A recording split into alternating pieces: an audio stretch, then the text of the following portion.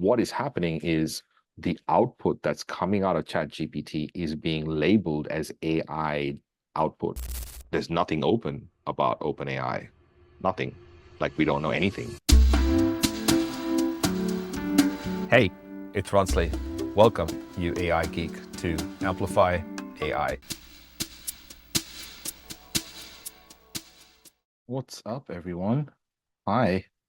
Good to see you. I was like, well, I wanted to record a podcast and I thought it'd be better to do it with people around. So I put out a training thing and I feel like there's a few different ways that people are using AI. So I'll be keen to get from people here how you are using AI right now. So if you want to use the chat and let me know, that would be amazing. So like who you are, what you do, so you can introduce yourself to everyone else in here, but also how are you currently using AI in your business?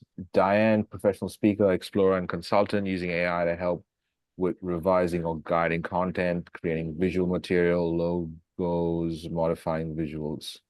I wonder how you modifying visuals. What are you using for that, Diane?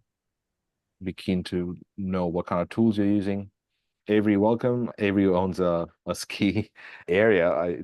Is it a ski resort and a hotel? Yep, that's right here. You can see my background. The background That's it. in Montana.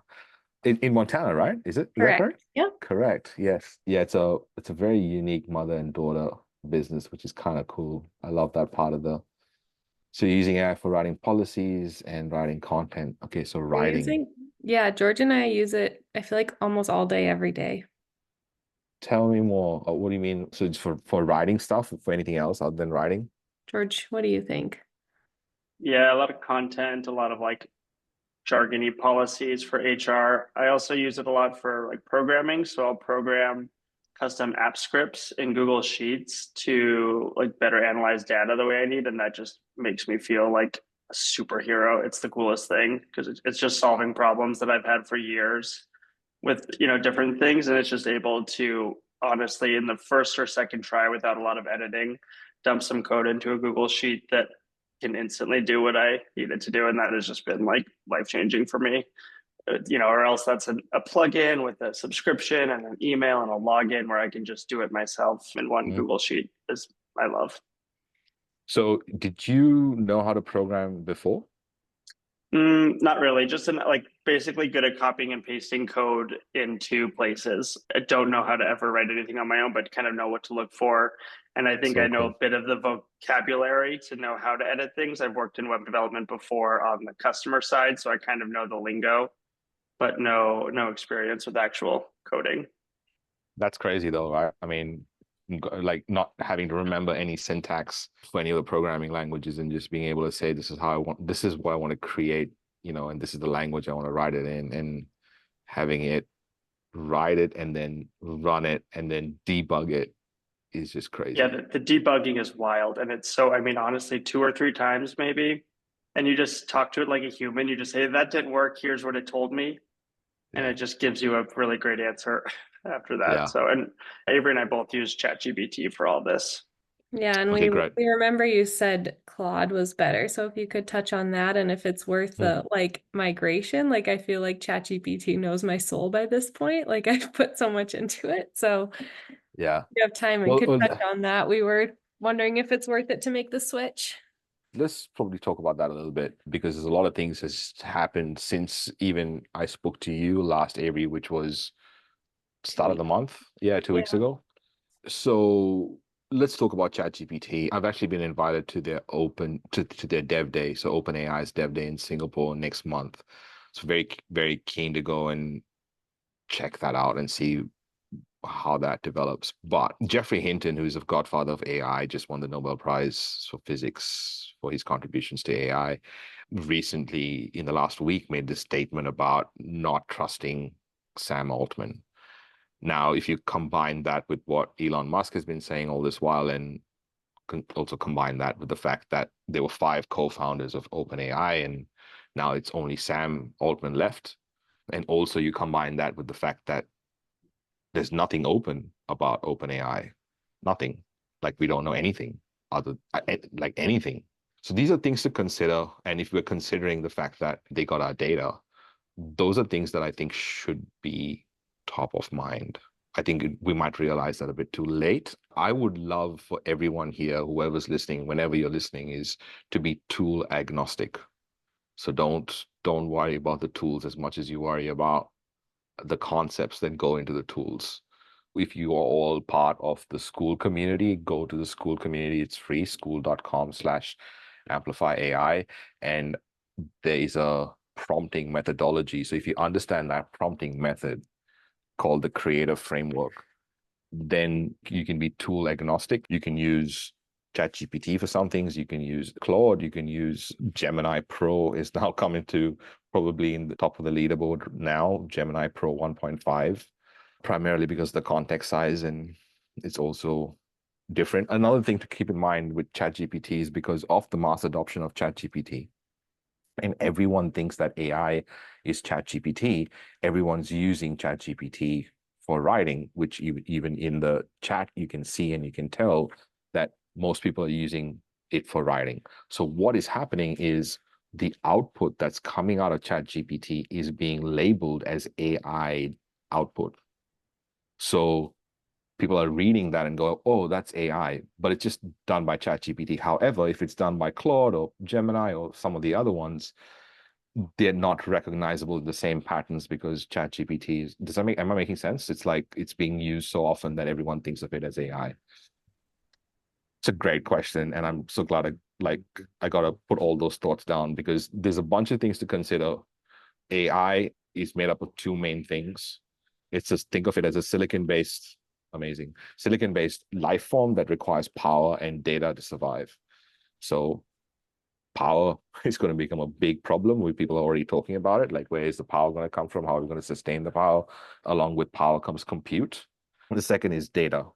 So if the data that goes in is not, I mean, it depends on the data, right? So if the data is skewed, then whatever you ask of the data, then the response is skewed, which means we got to start to think about all the people here on this call. Like, are you being represented entirely? Like, is the data that has gone to train all these models have unbiased views on how you see the world?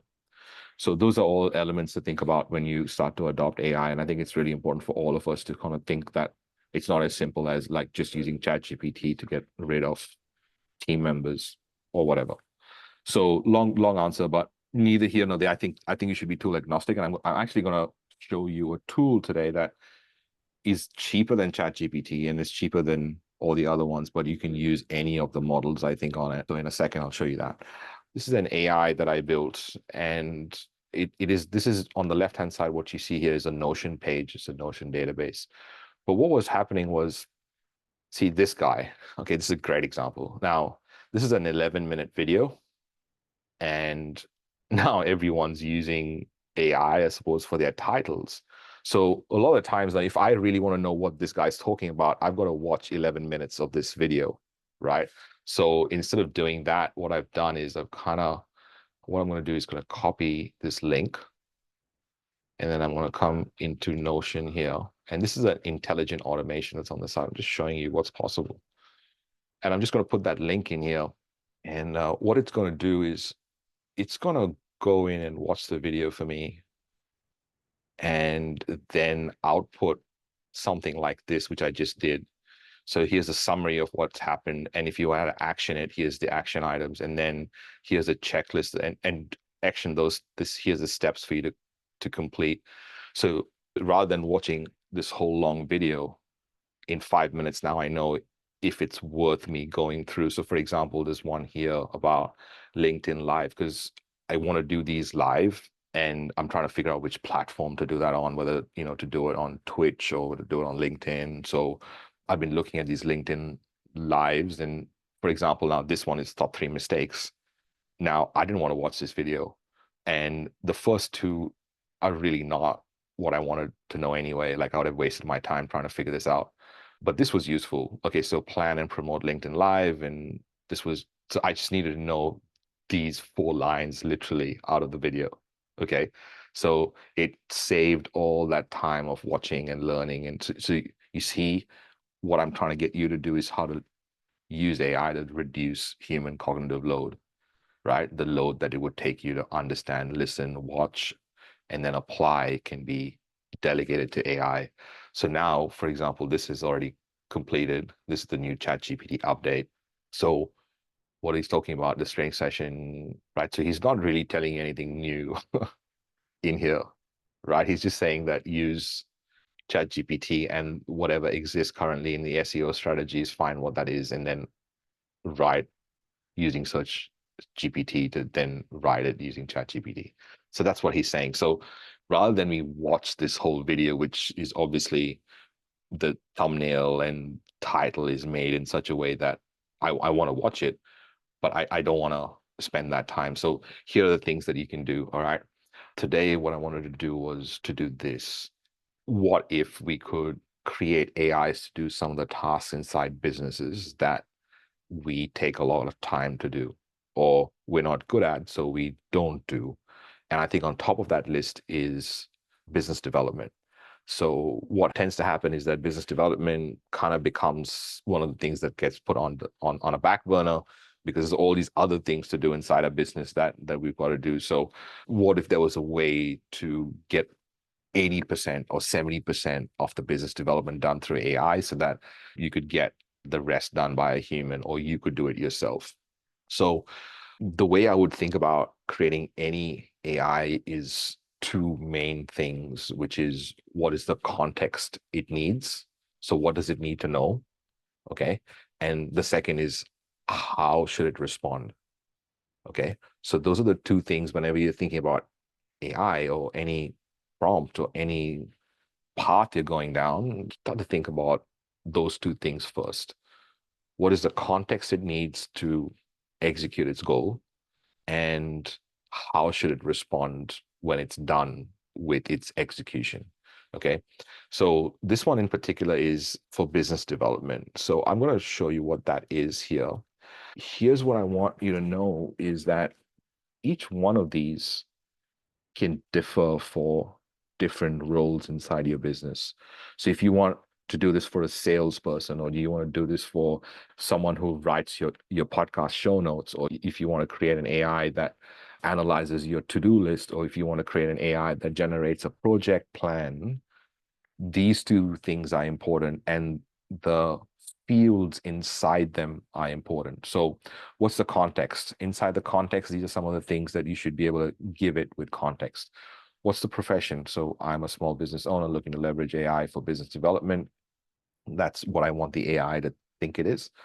I'm focused on identifying new opportunities, building client relationships, and expanding my business. I need it to be context heavy. I think one of the most common things I hear about AI is it just doesn't write the way I want it to write, or it just doesn't do X or Y the way I want it to do. And the reason for that is it doesn't have enough context. So context will make everything better, and it'll change anything. You can get AI to hop on one foot if you wanted it to. So you give it your values and principles, and also like what's your learning style. So for me, this is how I prefer to learn. This is my background. These are my goals. These are my preferences, and here's my communication style. So you don't have to put all of these things, but the more you have, the better context it has. So that's the first part. That's context for AI. Okay. The second is how I want it to respond. I'm going to give it a response format. So this is how I want it to respond. This is the tone I want it to have. This is the level of detail that I wanted to go through here, types of suggestions, types of questions. This is really important for me, bias awareness. And I think we should all have some sort of check like that in play when we're using AI. When it's responding, is it aware of any potential biases that might exist in its response?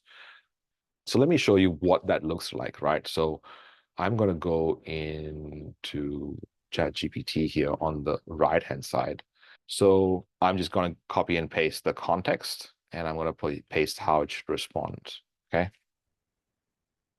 Now it has that information. So from here, I can sort of then ask it some of these prompts.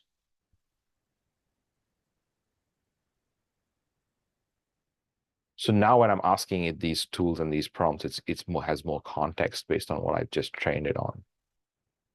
Yeah. For example, this prompt I've just used is a very generic prompt, right? Identify the top 5 AI tools that can help me streamline my business development efforts as a small business owner. So what if I took that, and I'm just playing right now. So I've never done any of these things before. And so this is like an AI that I built to help me write prompts better. Okay. So my prompt is this. I want to see if I just hit this and if it does what I want it to do. So this is the creative prompt framework that I told you about that's in the school. So CREATOR, so character, result, essential, approach. So these are the 7 things that you need to have a good prompt. So what it's done is it's taken my shitty one-line prompt and gone through this and then applied that and then gone, okay, now this is the better prompt for you to use.